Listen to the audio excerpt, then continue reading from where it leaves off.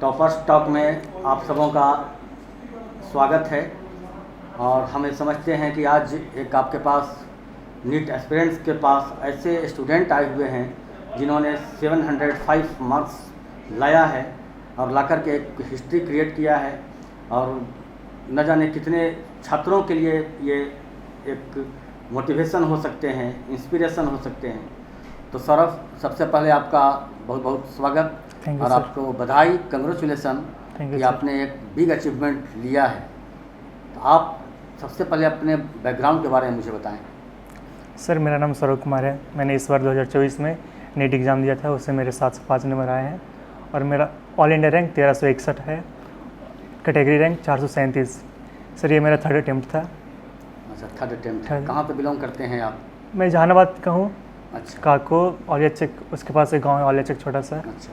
उससे वहाँ के 3 बच्चे एम्स में, वाह। एक डॉक्टर बन गए, BHU से भी PG कर रहे हैं, 3rd ईयर में शायद लास्ट ईयर। शायद वो स्टूडेंट जो कभी पहले एम्स तक पहुंच गए, वही सारे बच्चे क्या आपके इंस्पिरेशन रहे हैं? आपके मन में डॉक्टर बनने की भावना कहाँ से आई? वो तो सर 9th में थे। 9th में जब थे उस टाइम पे ही था कि हमें बायो लेना है, डॉक्टर बनना है। और शायद इसलिए आपने इतना अच्छा मार्क्स लाया, क्योंकि ये बातें कही जाती है कि 9th बेस होता है 11th का, 10th बेस होता है 12th का। एंड 9, 10, 11, 12 जिनकी 4 साल अच्छी हो जाती है तो उनका रिजल्ट एंड टॉप रैंक और टॉप कॉलेजेस मिलने की संभावना बढ़ जाती है। बावजूद इसके आपके रिजल्ट के बाद आपने कहा थर्ड अटैम्प्ट हुआ, 2 साल आपको रुकना पड़ा। उस रुकने के क्रम में उस फेज को आपने कैसे क्रॉस किया, उस फेज को आपने कैसे हैंडल किया? सर, 2 साल नहीं हुआ, उसका मेन कारण था कि मैं चीज़ों को बहुत कॉम्प्लिकेट करता गया। हम सोचे कि इस कोचिंग का भी एक कर लेते हैं, उस कोचिंग का एग्ज़ाम दे देते हैं, मैंने बहुत चीज़ में लग गए हैं। तो उसके चलते मेरा जो मेन NCERT था उस पर कभी फोकस नहीं रहा। 12th में जब एग्ज़ाम दिए थे पहला बार, तो ना ही हम NCERT बायो का पढ़े थे, ना ही केमिस्ट्री का और फिजिक्स का, तो ऐसे भी नहीं। तो यानी कि आप ये कहना चाहते हैं कि शुरुआती दौर में ही एक अच्छी गाइडलाइन की ज़रूरत होती है, अच्छे मेंटर की ज़रूरत होती है। तो आपको गोल के बारे में कैसे जानकारी हुई? सर, जब पहला अटेम्प्ट नहीं हुआ तो फिर पापा के एक दोस्त हैं, उनके बेटे का गोल विलेज तरह का बहुत अच्छा हो गया था। वो कॉलेज में चले गए, तो पापा बोले थे कि गोल विलेज में चल जाओ। पर मेरा सर 550 नंबर था, तो हमें लगा था कि घर पे रहकर हो जाएगा, बाहर जाकर पैसा बर्बाद करने से अच्छा है घर पे रहकर हो जाएगा। तो सर घर पे रहे, ना ही कोचिंग की ऑनलाइन, कुछ भी नहीं, सिर्फ टेस्ट दे देता ऑनलाइन। तो सर गांव में रहकर गांव के बच्चों के साथ मिलजुल कर उतना पढ़ाई नहीं हुआ, हमेशा मार्केट जाते रहे। आप ये कहना चाहते हैं कि एक अच्छी इन्वायरमेंट, हाँ, घर पे रुक के बहुत गलती की। गोल विलेज में आने के बाद वो आपको पूरा हुआ। तो ये उस बार भी नहीं हुआ, तो फिर भैया भी बोला कि गोल विलेज में जाओ, गोल विलेज से बहुत अच्छा रिजल्ट आता है। वहाँ जो ही बच्चा जाता है, एवरेज बच्चा भी जाता है तो वहाँ बहुत अच्छा करके आता है। तो इस बार भैया ही बोला, पापा शुरू से ही बोल रहे थे, तब हमको लगा कि गोल विलेज में चल जाना चाहिए। यानी कि इन्वायरमेंट जो अगर अच्छी हो और संगत अगर अच्छी हो तो स्वाभाविक है कि रंगत भी फिर आगे अच्छी होती है। और उसका नतीजा है कि आज आप एक अच्छे मार्क्स के साथ नीट क्वालिफाई किए हैं। गोल विलेज में जाने के बाद वहाँ के इन्वायरमेंट और वहाँ की बहुत सारी कुछ ऐसी चीज़ें जो आपको अच्छा लगा हो। गोल के वैसे कौन कौन से पार्ट थे जो लगा कि हमें रिजल्ट तक पहुँचने के लिए अनिवार्य था? अगर ये चीज़ें, जैसे एक चीज़ आपने बताया अभी कि NCERT हम नहीं पढ़ाई कर पा रहे थे, नहीं समझ पा रहे थे कितनी उसकी इम्पोर्टेंस है। Yes sir. उसके बाद फिर और कौन सी ऐसी चीज़ें आपको अच्छी लगी जो लगा कि अगर ये चीज़ें ना होती तो शायद हम यहाँ तक नहीं पहुँच पाते? सर, गोल विलेज में आए तो डे 1 से ही विपिन सर से सेमिनार था, तो डे 1 से ही विपिन सर बोल रहे थे कि NCERT फोकस करो, NCERT पे ही चिपके हुए रहो, बाहर ये का कुछ करो नहीं, NCERT पढ़ो।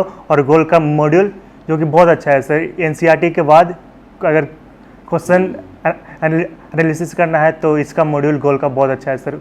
इसका हर एक लाइन से क्वेश्चन है और कंसेप्ट बिल्ड करने में भी बहुत अच्छा यूज़फुल होता है। तो डे 1 से बीपी सर बोल रहे थे, फिर सेमिनार होते गया, फिर एक जीवियंस आते थे सेमिनार में, तो वो भी सब बोलते भैया कि लोग कि NCERT पढ़ते रहो और गोल का मॉड्यूल बनाओ। यानी कि ओवरऑल जो गाइडलाइन जो वहाँ मिली वो चीज़ें आपको हेल्प एक बैक फोर्स दिया, ताकत दिया, हाँ, और सर। फिर आपके अंदर कॉन्फिडेंस आई कि आई कैन डू इट। हाँ ये चीज़ें आई। आपके पेरेंट्स, आपके माँ पिता को अब कैसा महसूस हो रहा है? सर, जिस रिजल्ट दिन के बाद? एग्ज़ाम था तो एग्ज़ाम देकर आए तो पता था कि अगर मिनिमम आएगा तो 670 आ जाएगा। तो हम तो मिला नहीं रहे थे, पर मेरा भाई, जैसे अभी गौरव बैठा हुआ था, मेरा भाई है, तो वो मिला लिया था। तो वो मिला लिया तो बोला कि मेरा सिर्फ 2 गलत है। तो हमको लगा कि जब तुम्हारा 2 गलत है तो मेरा मिनिमम अगर ज़्यादा से ज़्यादा 5 गलत होगा तो 695 तो आ जाएगा। पर मिलाते गए तो मेरा भी सब सही हो रहा था, 3 गलती हुआ था। तो बहुत खुश थे पापा, अब तो बहुत खुश थे। जब 2 बार नहीं हुआ। ये तो गोल के आंसर की जब आई होगी तो शुरुआती दौर में हाँ। ही आप महसूस कर गए होंगे, क्योंकि जो आंसर की आई है वो एग्जैक्ट एनटीए के आंसर की से यस सर, हाँ एग्जैक्ट वही आया हाँ है। वही है। तो पापा लोग तो बहुत खुश थे उस दिन। चलिए, आप 2 बार अब आप नहीं हो पाए, 3rd अटेम्प्ट में आपने रिजल्ट लिया। ये पेशेंस का इम्तहान था, और पेशेंस का इम्तहान होता है नीट, क्योंकि इंडिया के टफेस्ट कंपटीशन में से एक माना जाता है। आप आने वाले उन छात्रों को क्या देना चाहेंगे, क्या बताना चाहेंगे कि जो गलतियां आपने किया वो ना करें, या क्या करना चाहिए कि वो और बेस्ट कर पाएँ? सर 2 ही बात है। एक तो हम बोले कि अगर बाहर से इन्फ्लुएंस नहीं हो कि वहाँ का भी कर लेते हैं, वहाँ का भी कर लेते हैं, तो वैसे बहुत डेविएशन हो जाता है। तो अगर एनसीईआरटी पे स्टिक रहें तो सिलेक्शन हो जाना है सर। एनसीईआरटी से ही नीट में आ रहा है आजकल, और एनसीईआरटी अगर कोई भी करेगा बायो और केमिस्ट्री का तो उसका नंबर अच्छा आ जाएगा। और सेकेंड बात है कि एग्ज़ाम देते हैं तो नंबर से इन्फ्लुएंस नहीं होना कि अगर ज़्यादा नंबर आ गया है तो फिर पूरा हाई मोटिवेटेड, मैंने ओवर कॉन्फिडेंस हो जाना है कि अब तो मेरा नंबर आ गया है तो अब क्या कहीं पढ़ें। और अगर कम नंबर भी आ रहा है तो उससे डीमोटिवेट भी नहीं होना है कि मेरा कम नंबर आ गया तो मेरा होगा कि नहीं होगा। अगर नहीं होगा तो ये बहुत सारा कम नंबर आ जाता है तो सबको डीमोटिवेट होने लगता है सर। तो मेरा कहना है कि नंबर से इन्फ्लुएंस नहीं होना है। आपका काम है कर्म करते रहना है, आपका भी समय है कर्म करने का, आपको पढ़ाई करने का समय है, तो आप सिर्फ अपने पढ़ाई पे ही ध्यान दीजिए, बाहर का नहीं कि मेरा नंबर कम आ रहा है, ज़्यादा आ रहा है। यानी सौरभ, एक बड़े अच्छी बातें आपने बताया है, अपने माध्यम से बहुत अच्छा मैसेज दिया है नीट एस्पिरेंट्स के लिए कि कभी भी डिमोटिवेट ना हो, और मार्क्स अप डाउन हो तो घबराएं नहीं, मार्क्स से दूसरे बच्चे के मार्क्स से तुलना आप ना करें, Yes. और अपनी कमियों पर काम करें, टेस्ट दें, उसका एनालिसिस करें, एनसीईआरटी फोकस्ड रहें, हाँ सर। एंड पेशेंस रख के अगर काम करेंगे तो आज नहीं तो कल आपकी सफलता मिलनी तय है। चलिए, आपसे बात करके बहुत अच्छा लगा मुझे, और हम समझते हैं कि आने वाले वैसे छात्रों के लिए आप एक बड़े मोटिवेशन हो सकते हैं।